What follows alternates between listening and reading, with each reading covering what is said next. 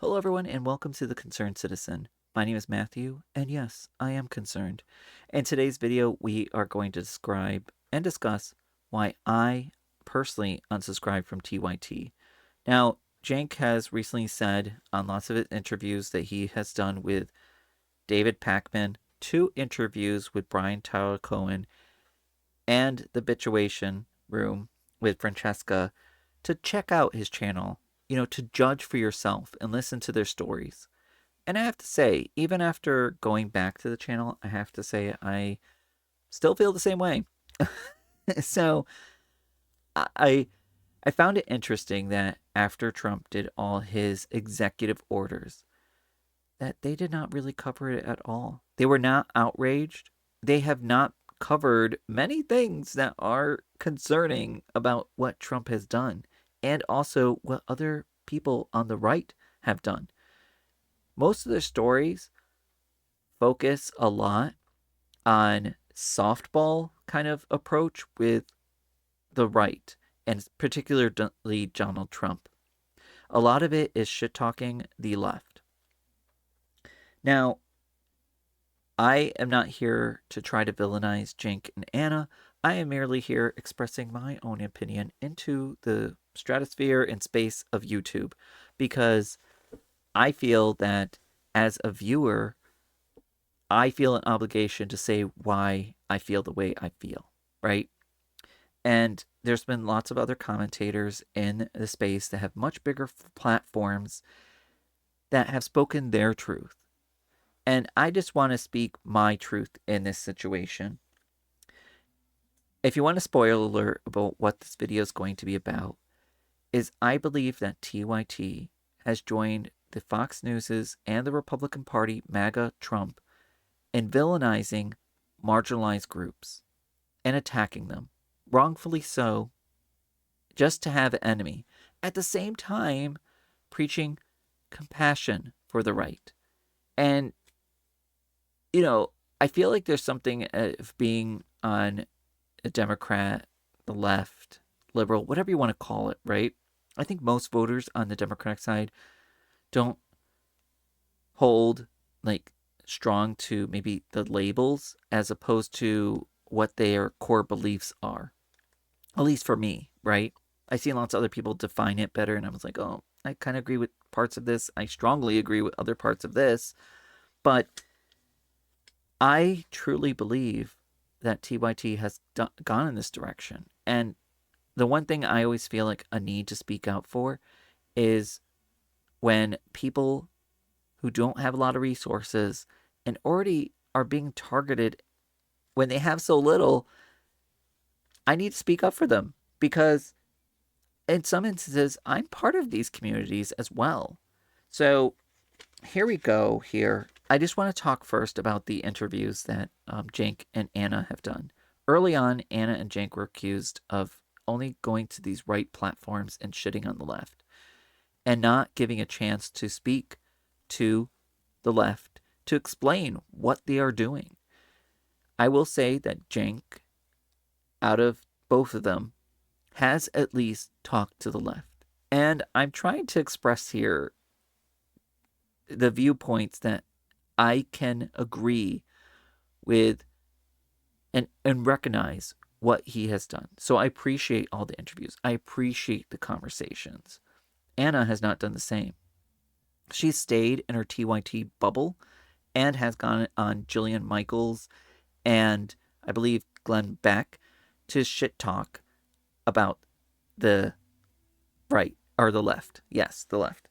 So I saw Cenk on Turning Point USA. It was what started kind of the snowball effect, or actually, I should say it was already starting. People had recognized it before. I recognized it before it become until I found YouTube videos talking about how TYT and specifically Cenk Uygur and Anna Kasparian had really shifted. I mean, they may say no, they haven't. And Anna has admitted just off the cuff, like, I've changed views. Like, I was previously about defunding the police, now I'm not. And I think that the whole framing of defunding the police, Democrats are not good with messaging, is about having programs that support law enforcement. There are things that they are not qualified to handle, which is like mental health.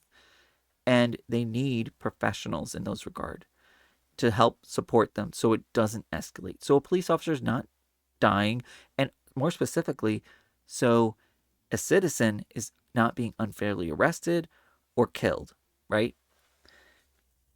So when I saw the when I saw the interview, I saw that he said, like basically, I can agree with you 5%, and you will welcome me. Where if I disagree with the left 5%, they will cancel you. They're not very accepting. And this is something that David Pakman agreed with, and other people have agreed with. Now, I think that their perspective is, I'm going to respect it, but I think it also comes from them being in the media space, of getting comments, from people who don't agree with them. And I also want them to think about a little bit of empathy here. A lot of the people who are expressing frustration are ones that are specifically targeted by these policies. So they are scared, they are frustrated. And yeah, if you're supporting people who want me to not have rights in this country, then yeah, I'm going to shit talk you. And yeah, I'm not going to agree with everything, because a lot of these arguments where you're saying the left disagrees with you and they'll completely cancel you have a lot to do with morality and the core of someone's character. So yeah, I think that is going to warrant somebody saying, "Oh, I don't want to be around you." You're not going to be like, "Oh, Francine is so nice. Oh, really? Yeah, she makes cookies for the bake sale, but she always accuses me of being a pedophile." I, I yeah, I'm not still going to be friends with somebody like that. I'm sorry. Or she always hates trans people. She always harasses that other trans woman. Yeah, I'm sorry. I don't care that she bakes for the bake sale. That lady's a bigot. So I think that's the thing that he loses touch of, and I believe that's the part where David Pakman also loses touch of. Now, I want to talk about the 3 interviews, and I'm going to start with David Pakman first, because we talked about Turning Point USA. Basically, Cenk did not challenge Trump. He did not really say anything bad about Trump. Uh, in fact, I felt like he caved a lot just to be nice to the right, um, to potentially get votes, and to sway them over. He still describes himself as progressive, and then the Bernie side. I question that, to be honest, just with some of his viewpoints. But I did watch 3 interviews on the left side of the media space, and they were David Pakman, Brian Tyler Cohen, and then Francesca. Francesca, I thought, was the best in regards to actually having a very informative and honest conversation with Cenk. Brian Tyler Cohen was the second best, and more specifically, I changed my mind when it reached the second interview that Brian did with Cenk. David Pakman's was the least informative and helpful, in my opinion, because prior to David doing his interview with Cenk, a caller had contacted David, and he had, put it on his channel, and he announced that he was getting rid of the caller segment because it wasn't working. Lots of callers didn't have the technology ready. And also, I think that, to tell you the truth, part of this was also David's fault. That the reason why it's not effective. And I have to say, on other programs on the left that I watch, they're not very effective as well, because they don't understand where their audience is coming from and speaking to them. And it's funny because at the same time they're criticizing Democrats, saying you are not paying attention, and then they have arguments with their callers. Um, sorry, side comment, just question here. And I don't know what it's like to be in the media space, so I imagine if somebody was misconstruing what I said, I would be upset. But when David received the call from this individual, they said, "Hey, David, I wonder what your perspective is in regards to the feedback and concerns that people have expressed with Cenk, going on Turning Point USA, and the recent turn on TYT and lots of their coverage and stories." And David said, basically, "I have not watched the Turning Point USA conversation with Cenk. I also don't watch TYT." So in the comments, I put, well, this interview is not going to amount to much. David is going to basically not be very informed. I mean, if you watch the Turning Point USA conversation in its own, you're going to go, I understand what you're doing. I don't disagree. I don't agree with everybody, what they're saying about you, Jank. Um, you're not going to have the context and all the information. So, long behold, David has this conversation and automatically says, I watched your interview on Turning Point USA. I do not disagree with anything that you said. And I think a lot of the concerns that have been directed your way are not really warranted. And I was like, well, yeah, if you watch it individually on its own, well, even then, for me, I was like, there's clear concessions, especially somebody who's been so critical about how the left and Democrats engage with the right and saying that they need to be more emboldened, more direct, less filtered. So for me, I was like, what are you talking about? Now, the area that I want to focus on here is where David agreed with Jank when he said, 5%, you only have to agree with the right and MAGA, and they will welcome you. 5% you disagree with the left, and they will cancel you. So, let's share some photos and evidence here. So, I imagine if you disagreed that Trump won the 2020 election, they were going to be very understanding. You only disagree on that 5%, just that topic. And look, there's a noose over here. So, what are you talking about, right? Like, you only disagree with them 5%. It depends on what that 5% is, right? Because tell that to Liz Cheney, who voted with them 95% of the time and disagreed with them in regards to the acts on January 6th. So, just one instance, and they turned on her. So, I was like, okay, yeah, only 5%, and they will welcome you. Let's get over here. I just thought this is interesting because I work in retail, used to work in retail, and there's always this debate, especially from people who identify as MAGA and the right, about Merry Christmas and Happy Holidays. They get so pissed off when you say Happy Holidays. So yeah, disagreeing with them 5% and they'll welcome you. If I say Happy Holidays to them, guess what? Angry. Oh my gosh. So I also have these other screenshots over here too. I was like, oh yes, very welcoming. Very, you only disagree with them 5%. Oh, let me choose a topic. How about immigration? Oh no, they disagree with you. How about trans women? Oh no, no, nah, they're not going to agree with you there. Okay. How about like as far as DACA and birthright citizenship? No, no, no. So I was like, what are you talking about? You know, oh, they're so nice, they're so welcoming. It's very like, again, the analogy that I've used in the past and maybe in this video I don't even recall because of my memory, but it's saying, oh my god, they're so welcoming. I was like, oh yeah, they told me I was a pedophile. Oh, but Matthew, they're so welcoming. you know Ignore that. If you agree with her 5%, she is the most welcoming person. All right, I'm gonna go tell her I'm gay. You pedophile. So I don't know what he's talking about. I don't know what David's talking about, to be honest. To tell you the truth, I disagreed with most of what you said, and we were agreeing with Jank, and I still watch you. So yeah, the 5%, I don't get what you're talking about. That you're taking something and just holistically applying it. And again, when I give these examples, this is applying to how MAGA is represented. I don't think that all people who support Trump you can't have a conversation with, right? But to be honest, I have lots of people be angry at me.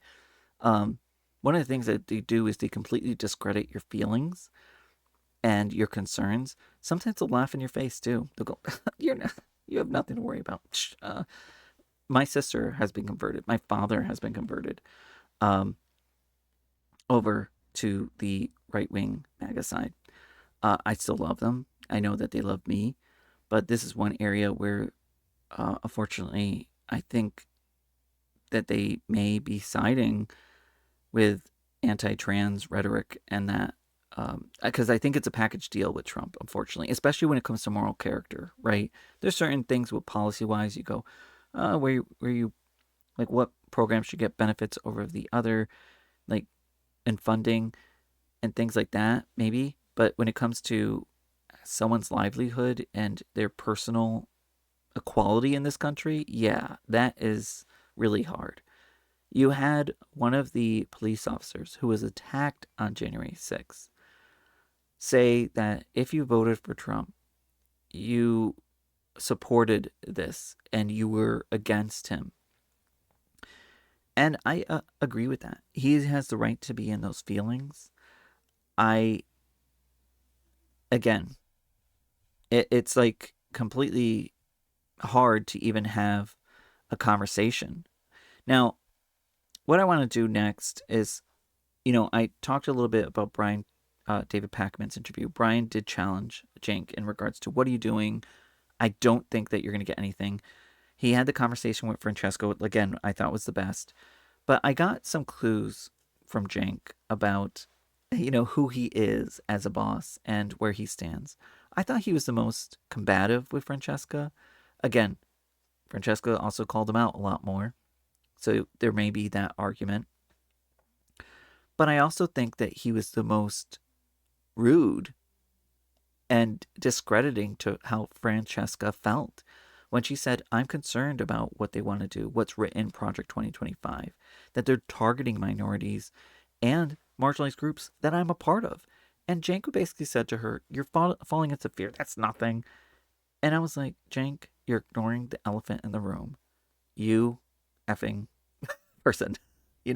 I disagree with that completely.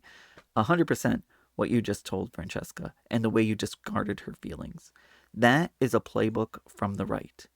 That gives me a clue that you are drifting towards them and their beliefs.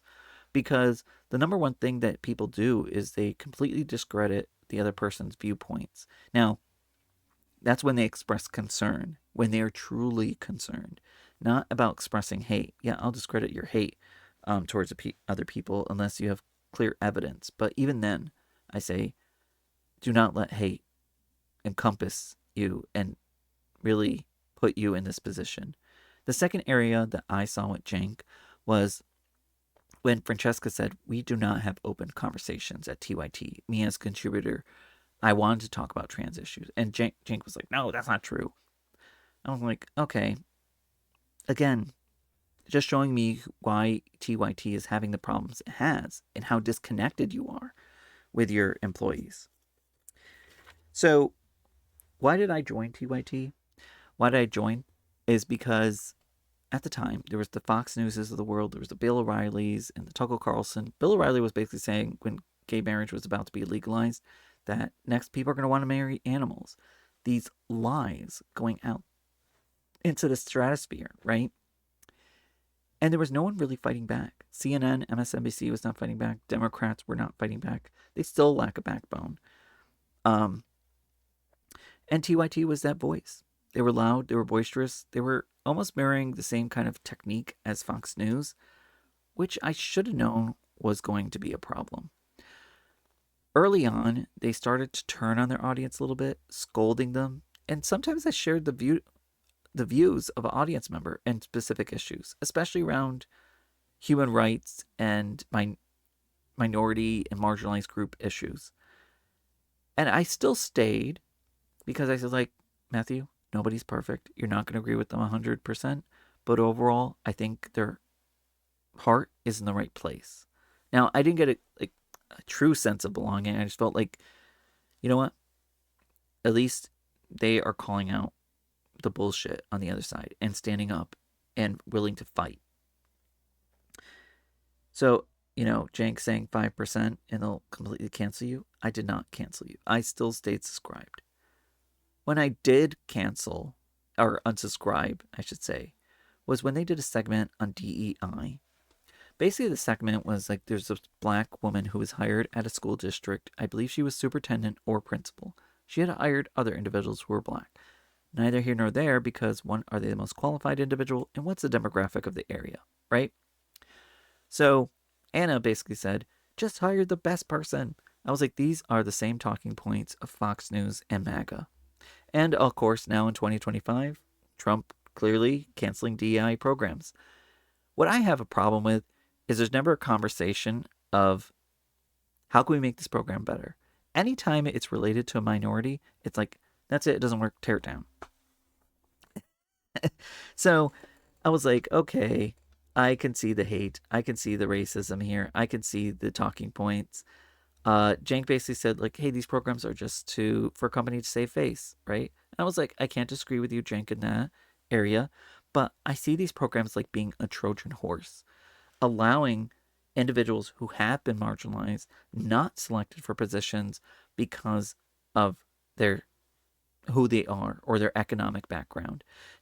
What we're taught in my company, DEI is everyone. There are socioeconomic reasons that can potentially lead to person not getting hired unjustly so. It could be race, it could be disability, it could be age, it could be education, right? Yes, education plays a role because you need certain requirements, but just because somebody wasn't educated in that level and had work experience as opposed to education doesn't mean they're not the best candidate for the job, right? Everyone comes with a unique perspective and background, and I believe your client base and consumers, the American people, are diverse as well.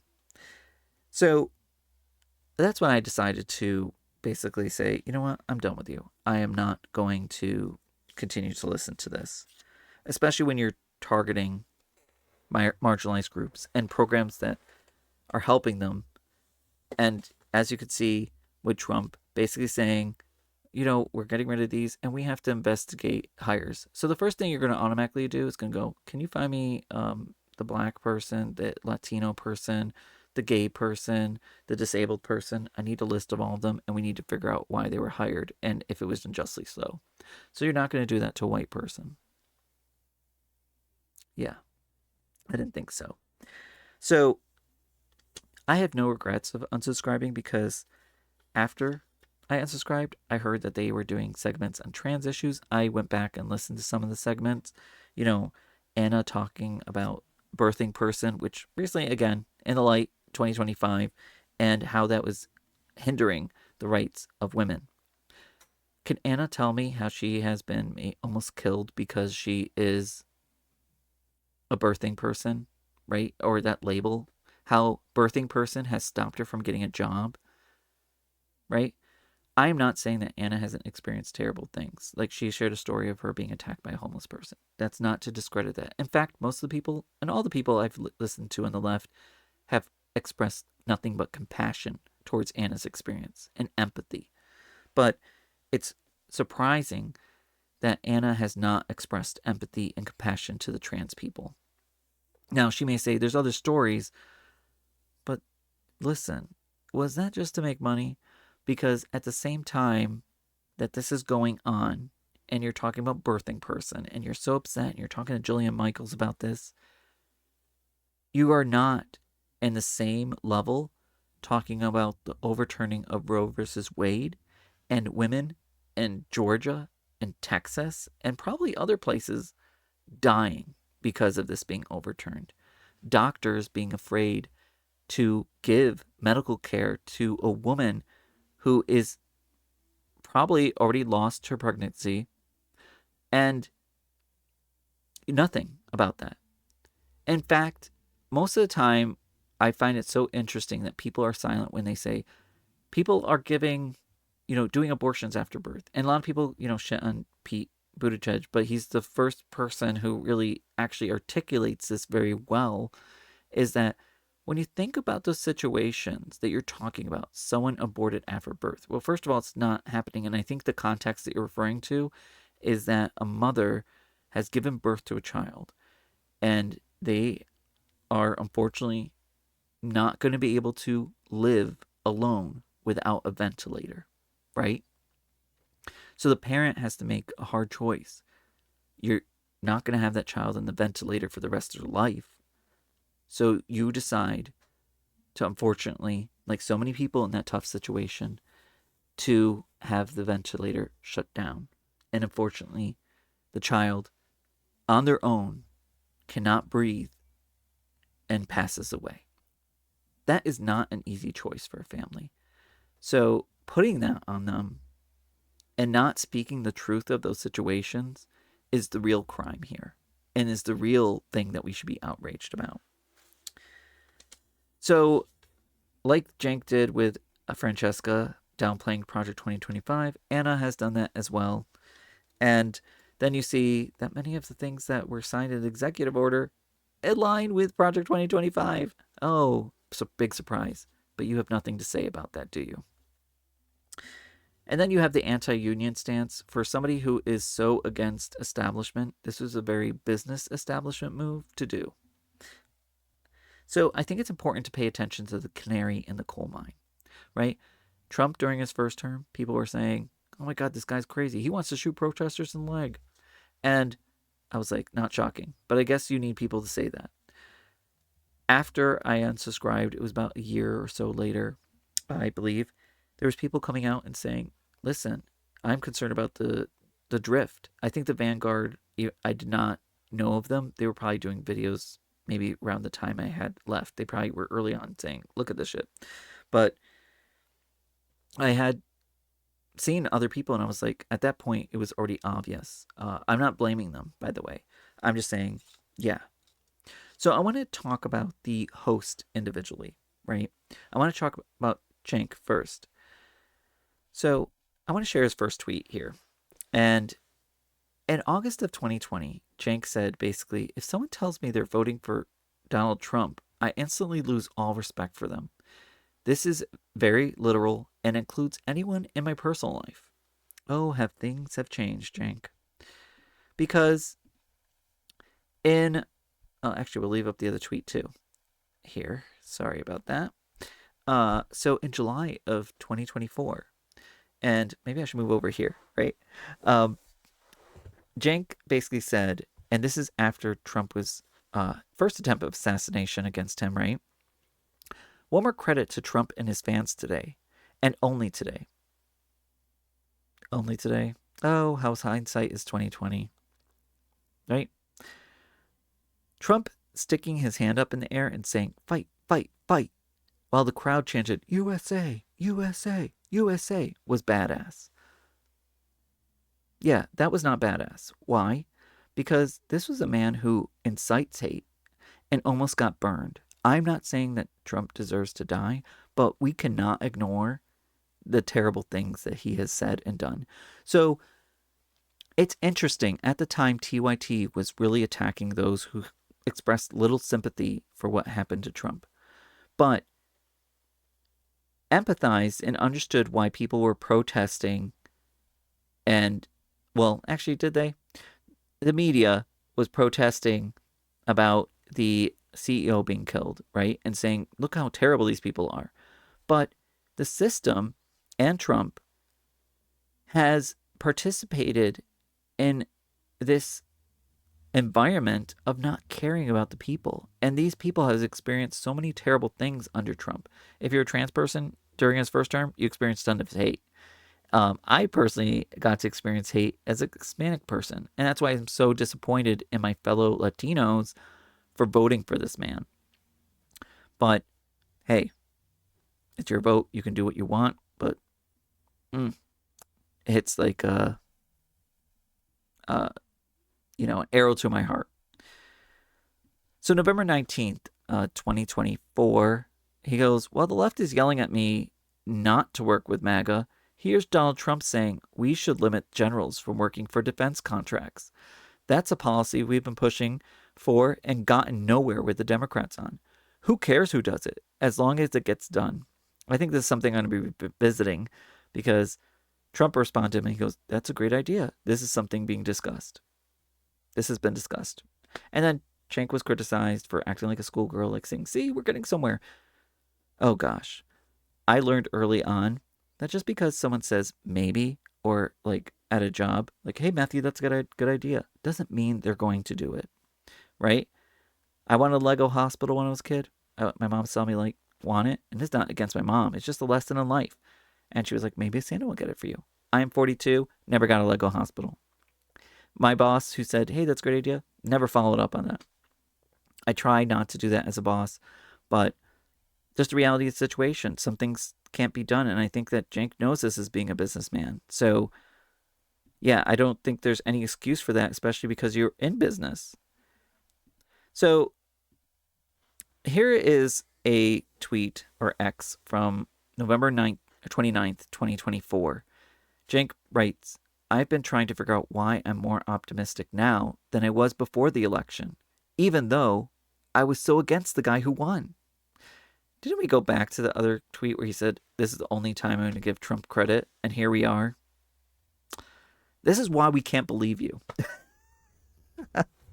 you know, uh, this is why, like, I think it's right for people to challenge and go, okay, you believe this, but you don't have a history of being right. I know that you give other examples where you were right, but when it comes to MAGA and Trump, you don't have a good track record. So he goes, even though it was so against the guy who won, I know now MAGA is not my mortal enemy, and neither is the extreme left, even though you shit talk them and you say, disagree with them 5%, they'll cancel you. So my mortal enemy is the establishment, and they have been defeated. Yeah, they have been defeated. So the politicians who were being paid off by big money, business, rich people, they're no longer in charge. But the people who paid them off, and Trump is a businessman, right? They're in charge. And that's beating. So the puppet master is now in control, and that's beating the establishment. Big business has always been part of the establishment. I don't know what you're talking about. The establishment has always been against marginalized groups. And guess what? We further went into that, Cenk. So I really don't know what you're talking about here. I really don't.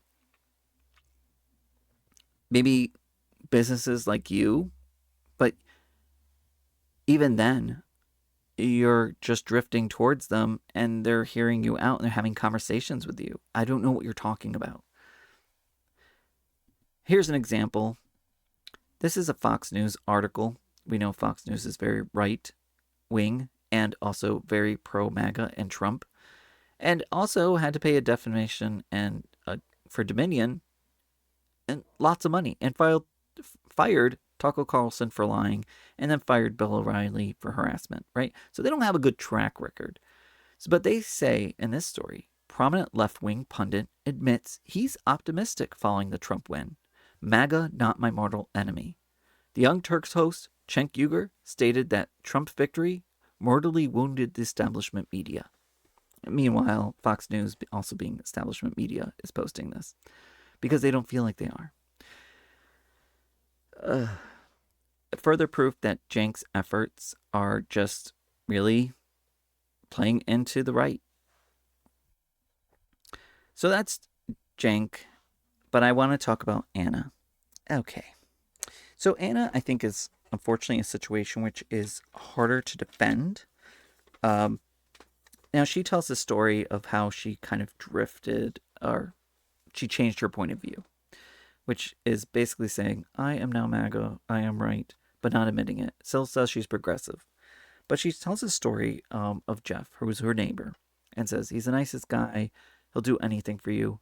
They go to FHA meeting, and in that meeting, another tenant says negative things about Trump. And Jeff goes to Anna, he goes, if she says another negative thing, I'm going to leave.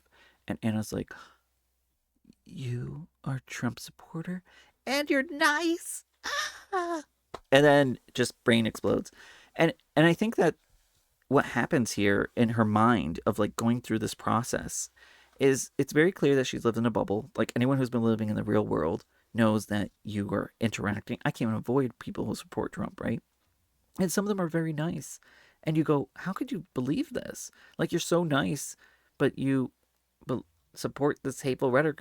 It's a weird contrast, right? Some of them you can have conversations with. Some of them are terrible. Some are not, right? The same with anybody. But I'm surprised that she just found this out. She was just waiting for this lesson. It was almost like watching like a kid's program like Blue's Clues or Dora the Explorer, like going, hola amigos, today we have my friend Jorge, or let's say Jeff, Jeff, right, who is a MAGA supporter. And he goes like, yes, I support Donald Trump, right? Or he'll go, yes, I support Donald Trump. And Jorah will go, My amigo is he is a MAGA supporter. Es mi amigo, and I'm Hispanic Latino, so hopefully I'm not offending anybody when I do this. But um, and Anna's watching this as a little kid, going, "Oh yay! I learned something new today." So I was like, really, like, this is what changed you. Meanwhile, talking bad about trans people. Meanwhile, not really doing stories that highlight the executive orders and the crazy shit that Trump has done. Uh, there's lots of criticism with Anna going and on Jillian Michael and shit talking right without having conversations on the left. And I understand that criticism because people go, you don't talk bad about your family to someone else without giving your family a chance, right? Your family cares about you. These people only want the gossip. They're like, oh, girl, tell me more, right? Give me views.